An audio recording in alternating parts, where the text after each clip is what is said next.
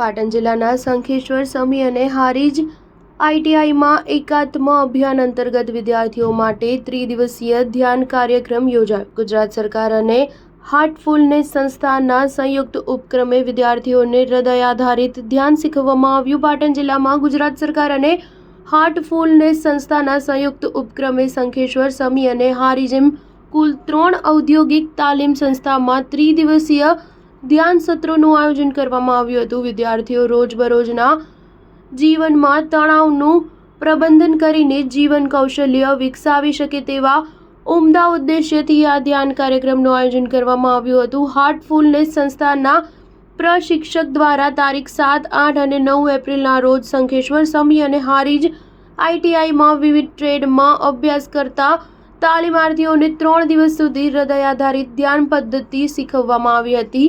તાલીમાર્થીઓને ધ્યાનની સાથે સાથે આંતરિક શુદ્ધિકરણ અને પ્રાર્થના ધ્યાનનો અભ્યાસ કરાવી પ્રશિક્ષિત કરવામાં આવ્યા હતા. ત્રિદિવસીય સત્રોમાં વિદ્યાર્થીઓને બાયોચાર આધારિત કૃષિ પદ્ધતિ, વિઝડમ આધારિત નોલેજ અને બ્રાઇટર માઇન્ડ અંગે સમજણ પણ આપી હતી. ગુજરાત સરકાર અને હાર્ટફુલનેસ સંસ્થાના સહયોગથી એકાત્મ અભિયાન અંતર્ગત યોજાયેલા ત્રિદિવસીય ધ્યાન સત્રોમાં 400 જેટલા વિદ્યાર્થીઓ અને આઈટીઆઈના આચાર્યો તેમજ સ્ટાફ ઉપસ્થિત રહ્યા હતા.